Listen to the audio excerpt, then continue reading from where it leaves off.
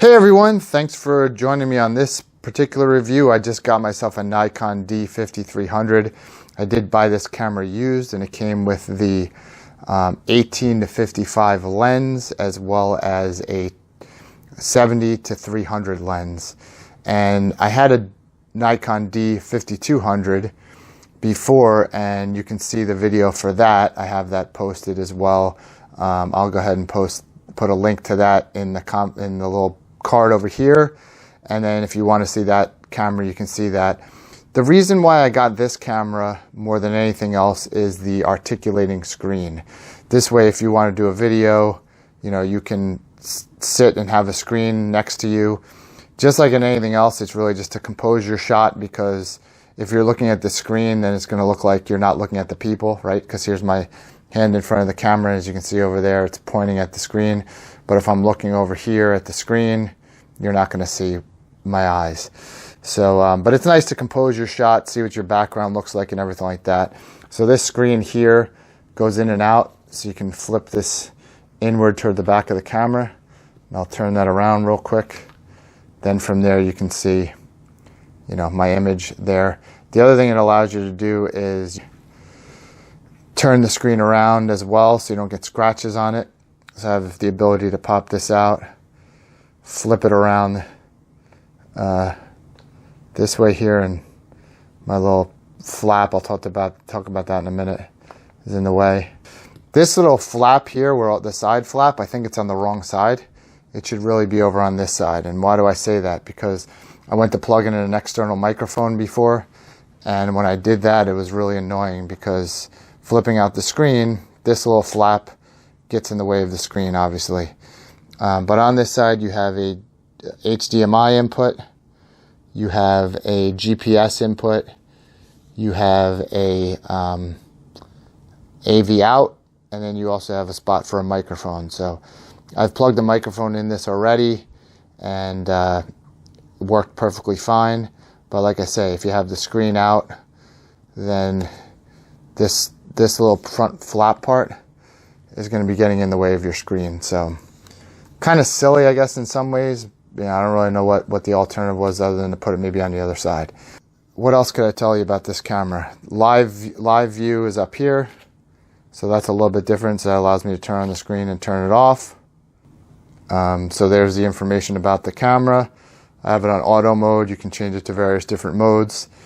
Up on top, this video is not to talk about how to use the camera, but to really look at it. Up on the top you have your hot shoe mount. Pull this little guy off and put a light on there, or mount other things on there as well. You have a stereo microphone input, so left and right.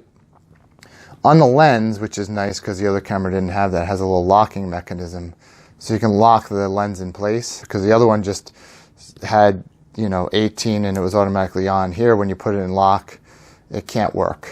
So you have to press the button and turn it into 18, and then you can adjust it accordingly. So maybe I like that, maybe I don't. We'll have to see over time. Then here you have Wi-Fi built into this camera, so you can connect it to the WMU, whatever it is, but you'll be able to see what app you can download, so you can take pictures and videos onto the camera and then transfer it to your smartphone. On the lens itself, you have the auto and manual. You also have that VR for vibration reduction. Got your little function button over here. You got your flash guy here. And if you wanted to do video, then you would just put it on live view. And then you'd press the little red button to record video. Press this guy to... screen is very nice. Got your little button there. And you can see my video I shot before. When I hit my little play button, it shows me what's on there. Now I go back to live right now. You got your little wheel, which allows you to make adjustments when you're in the manual mode. I'm in auto right now. And info button right here, which gives you, here's my audio, which is going right here. But that's that. So, yeah, let me know what else you want to know about this camera. I just gotten it and I do like it. Make adjustments right here. So if I'll go into manual mode real quick. So there's M for manual. Now I can just adjust this, and as you can see, my shutter speed over here is changing. It does not have a touchscreen. If you want the touchscreen, I think the 5500 is the next one up. They did not make a 5400 for whatever reason. So, yep, let me get this guy going. So I can adjust that, and I'm sure if I hit function on the side here, hit the function button, as you can see, it's lighting up my ISO there now. There we go. Now I'm adjusting ISO. So that's that. So you can go ahead and manually move and change all your settings. So, okay. Just a matter of playing with a bunch of things. I do have other lenses. I have a 50mm lens. I can show you the video I did on that. I'm going to mess around with that on here as well. And, you know, glad I upgraded to this so far. But like I said, if the one thing I could change, I would change this flap right here to monitor myself while I'm doing a video. If I then go ahead and decide to open this flap to put in a external microphone, you got to kind of move it out of the way to open this.